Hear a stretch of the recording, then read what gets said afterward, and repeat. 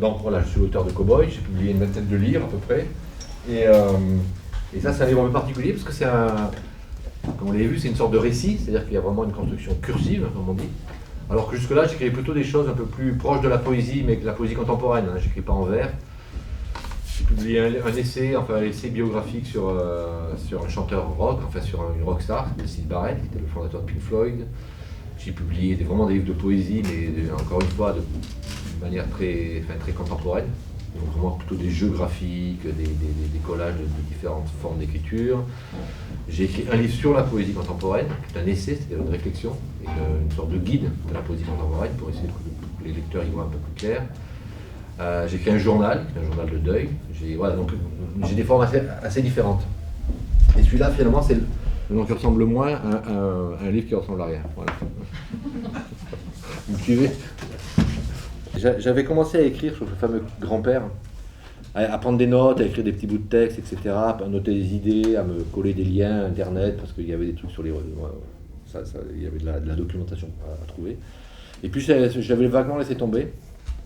Et puis, en fait, l'éditeur, qui s'appelle Inculte, m'a demandé un récit. Enfin, c'est un peu plus compliqué que ça, mais il m'a dit, tu n'aurais pas un récit, parce qu'on aimerait bien publier un livre qui soit un peu récit.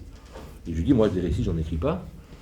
Et je dis, j'ai un petit truc, là, alors je raconte, alors évidemment, ça le fait marrer. Je dis, moi, j'ai un grand-père qui était cow-boy en Californie. Et il me dit, ah bon, pas possible. Enfin, bon, l'idée était l'idée assez marrante. Et il me dit, mais ouais, ça serait pas mal, ça me plairait. Et puis, du coup, voilà, donc l'éditeur m'a donné un peu l'impulsion. Alors que là, l'éditeur, il vous dit, voilà, je veux à peu près, je sais pas, entre 150 et 300 pages, enfin, voilà, des trucs, ça c'est global. Et par contre, il y a une deadline. Ton bouquin, ton manuscrit, tu nous le rends le 1er septembre. Donc là, il me restait presque un an pour le faire. Donc voilà, c'est assez confortable finalement d'avoir des contraintes. Voilà. Et puis finalement, alors j'ai beaucoup travaillé. Moi, je travaille beaucoup mes livres parce que je suis jamais content de moi. Je suis toujours dans le doute. Enfin bon, faire attention avec le doute parce qu'il faut douter. Mais à un moment, il faut arrêter de douter, quoi. Il faut y aller. Et moi, je suis toujours un peu, je me relis beaucoup. Parfois, le soir, je travaille, je vais me coucher, je me dis putain, cette page, elle est géniale. Et puis le matin, je la relis, je dis mais c'est super nul. Ou le contraire. Parce qu'on voit quand on écrit, on est vraiment dans une sorte de tunnel et au moment, on voit plus rien. Enfin, on perd un peu les pédales parce qu'on est seul. Moi, je fais de la musique aussi. Quand on est en groupe, on est à 4 ou à 5. On se parle, on dit là t'es trop fort, là. Bon, alors, quand on est seul, personne ne vous dit c'est trop long, c'est trop court, c'est chiant, c'est pas assez, voilà. Donc il y a quelque chose d'un peu flippant. Donc voilà, donc ça c'est vraiment, pour moi c'est quelque chose que je vis vraiment de manière très forte. C'est qu'on a une immense liberté. Ce livre, vous l'avez vu, il est quand même. Il y a des listes, il y a des jeux d'écriture, il y a du récit un peu classique, il y a des. Bon, voilà. J'ai beaucoup lu. Moi, j'ai des choses très. Quand j'étais gamin, je lisais. Moi, le livre qui a le plus compté pour moi, c'est mon livre de lecture de CE1, qui s'appelle Au Pays Bleu. C'est vraiment un livre qui m'a. Et que je l'ai en 5 ou 6 exemplaires parce qu'il a été réédité. Manifestement, c'est un livre qui a beaucoup marqué les gens. Mais c'est un livre que CE1, on a quel âge? On a 8 ans, c'est 8-9 ans, je sais plus. Et c'est vraiment un livre qui a. Pour moi, je crois que ça a été un déclencheur. Après, j'ai adoré tous les. Vous n'avez pas connu ça, mais la bibliothèque rose, la bibliothèque verte, vous n'avez pas connu ça, en tout cas vos parents. Et puis après, j'ai lu de la littérature plus j'aime pas dire sérieuse parce qu'il n'y a rien de sérieux là-dedans. Et en même temps, Bob Moran, c'est sérieux aussi. Donc, mais voilà, après, j'ai lu des choses plus littéraires, on va dire. Puis j'ai fait une fac de lettres parce qu'évidemment, j'aimais ça. Donc forcément, après, on part dans un canal. Et donc j'ai toujours beaucoup lu. Et ça forge aussi un imaginaire, parce que l'imaginaire, on n'imagine pas ce qu'il y a derrière la colline. L'imaginaire, c'est aussi quelque chose qui se nourrit d'autres imaginaires. On est admiratif. Moi, j'ai lu assez jeune Émile Zola, notamment Germinal. Donc moi, je viens du sud de la France. Les mines de charbon, ça n'existait pas. Les canaux, les péniches, plus en montagne, j'ai jamais vu ça de ma vie. Donc pour moi, c'était vraiment une sorte d'exotisme. C'était des paysages qui me dépaysaient. Et j'ai tellement aimé ce livre, Germinal, que je l'ai lu peut-être 3 fois, mais je l'ai lu jeune, je crois que je l'ai lu en 3e, oui, à votre âge. Que j'ai voulu écrire, j'ai voulu me mesurer à Émile Zola. Non pas être meilleur que lui, mais dit, tiens, il n'y a pas de raison, s'il l'a fait, je peux le faire aussi. Donc il y a voilà, cette espèce d'envie de se mesurer. Et moi, ça me nourrit beaucoup, c'est vrai que il y a des écrivains, je les lis uniquement pour me... C'est comme de l'OPO, quoi, dans le sport, quoi. Je sais qu'ils vont me vitaminer. Pourquoi avez-vous voulu écrire ce livre ? Parce que justement, parce qu'il y avait cette énigme familiale de ce cow-boy, de ce grand-père cow-boy, et c'était pas une figure de légende, tu vois. Ça aurait dû être, on aurait dû dire, tu sais que tu as un grand-père qui est parti en Californie, un grand-père cow-boy, quoi. Pas du tout, ça intéressait personne, on n'en parlait pas. Et moi, c'était plutôt ce silence, cette absence d'intérêt qui m'intéressait. Alors au début, je me dis, mais pourquoi on n'en parlait pas? Est-ce que c'était un salopard? Est-ce que c'était un type un peu louche ou un type pas sympa et qu'on planquait ça dans la mémoire familiale? Même pas, tu vois, c'était même pas ça. Donc moi, ça m'a intéressé. Et puis quand même, d'avoir un grand-père cow-boy, c'est quand même pas mal, tu vois, il y a quelque chose d'un peu singulier. Êtes-vous déjà allé en Californie? Ouais, même je connais assez bien la Californie, je connais, oui. Surtout Los Angeles, mais je connais San Francisco, mais il se trouve qu'il était à Los Angeles. Il était à Long Beach, qui est un quartier de Los Angeles. À chaque fois que vous écrivez, c'est le même style d'écriture? Parce que là, il y a beaucoup de répétitions.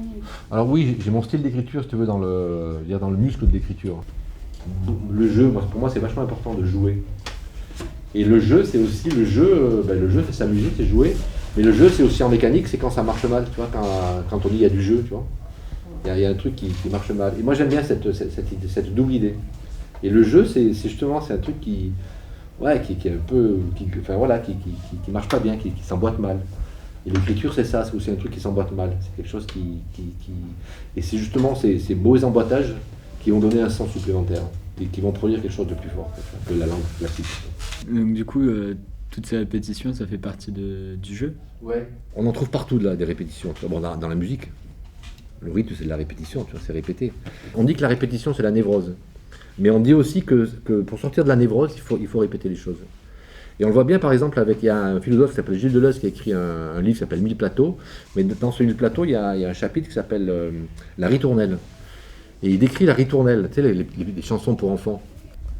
Et un gamin, tu vois, même s'il connaît par cœur Fais dodo, connaît mon petit frère, mais ça le rassure de ce truc qui tourne. Et pourquoi ça rassure la répétition?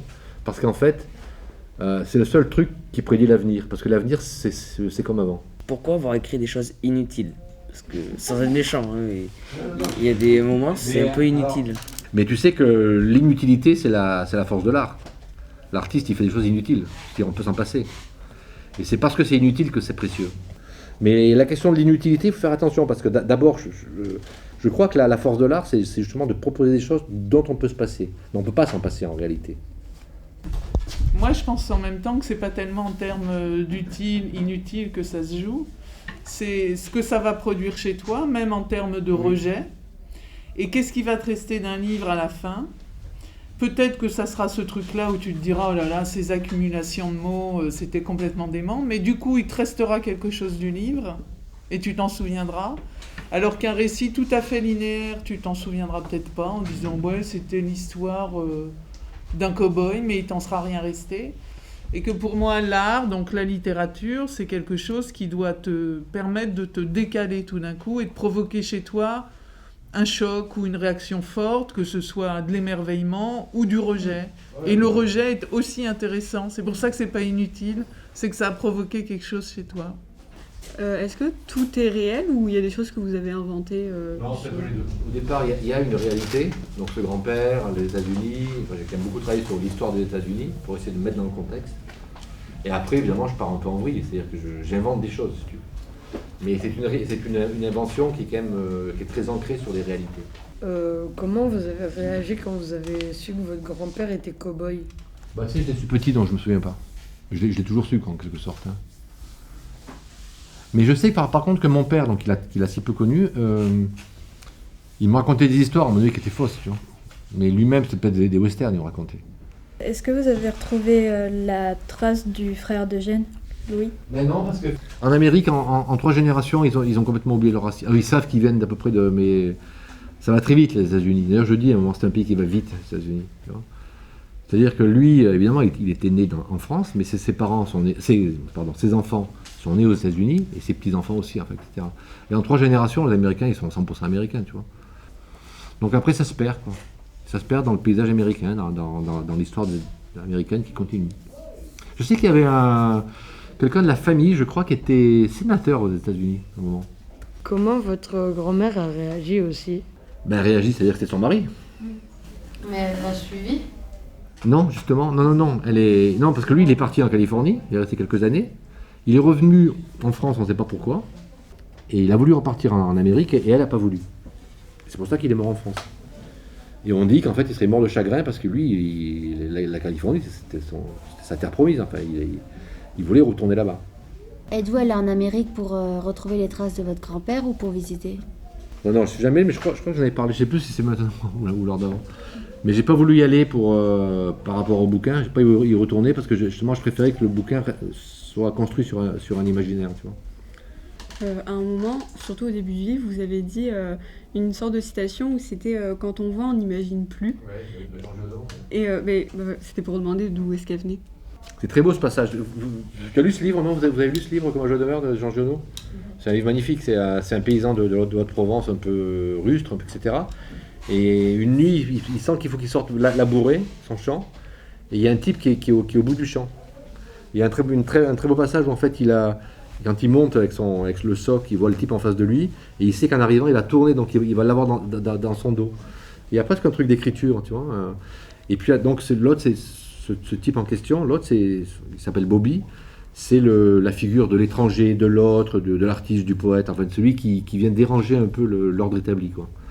Et donc ils deviennent copains, enfin ils discutent ensemble. Et à un moment, donc, ce Bobby dit à ce paysan qui n'a jamais quitté sa terre, tu vois, la Haute-Provence au début du XXe siècle, lui dit effectivement, est-ce que tu as déjà vu des ports de mer? Il dit non, il dit tant mieux si tu n'as pas vu. Et mon livre, il est construit là-dessus. Est-ce que vous êtes fier de ce qu'il a été? Fier, non. Quand on dit cow-boy, on pense western. Mais le cow-boy, c'est un berger. Hein. Donc, mon grand-père était berger, j'aurais pu l'appeler berger. Et sauf qu'aux États-Unis, ceux qui gardaient les vaches, les garçons vachés, les vachers, cow-boy, tu vois, cow c'est la vache, et boy c'est tout simple. Donc le fait de l'appeler cow-boy, déjà, ça le fait monter dans une mythologie. La mythologie des westerns, du western américain. Quoi. Ça fait combien de temps que vous écrivez? Oh, j'ai commencé tout gamin. Des petites choses, quoi, tu vois.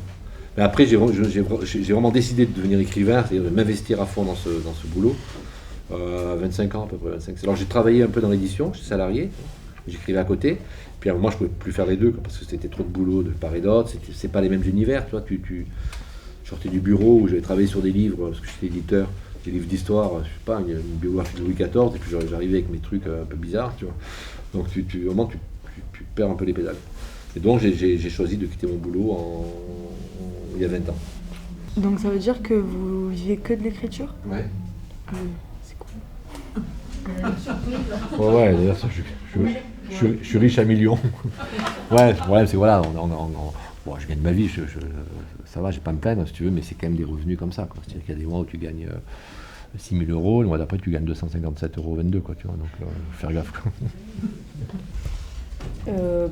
Pourquoi être devenu écrivain plutôt que musicien? Ben, je crois que c'est la vie qui décide comme ça, quoi, tu vois. Je fais beaucoup de musique, si tu veux, j'ai gagné ma vie avec la musique, mais quand même, les choix avec l'écriture, c'est le musicien en groupe, en tout cas, c'est compliqué, parce que c'est-à-dire qu'il faut, c'est que tu t'embarques avec 3 ou 4 copains, tu finis par les haïr, parce que tout le monde finit par se haïr, parce que quand tu bosses ensemble, c'est super compliqué. On n'a pas tout à fait les mêmes options. Il y en a un qui pense toujours que l'autre travaille pas assez, ou travaille trop. En plus, il y en avait un qui était le chanteur, il se droguait beaucoup, il buvait beaucoup, donc il était un peu ingérable, c'était un peu chiant. Tu faisais au répète, il arrivait en retard, il était défoncé, tu vois. Bon, au début, tu rigoles, et puis à la fin, tu te dis, non, attends, là, on bosse, on a un concert dans 15 jours. Tu vois. Donc c'est compliqué, le rapport, sauf être soliste, jouer seul. Mais quand tu joues en groupe, très vite, il y a des tensions. Est-ce que vous avez prévu de finir votre vie en Californie ou en France? Non. Moi, j'aime beaucoup ce pays, j'aime beaucoup les États-Unis, notamment la Californie. J'aime beaucoup la Californie.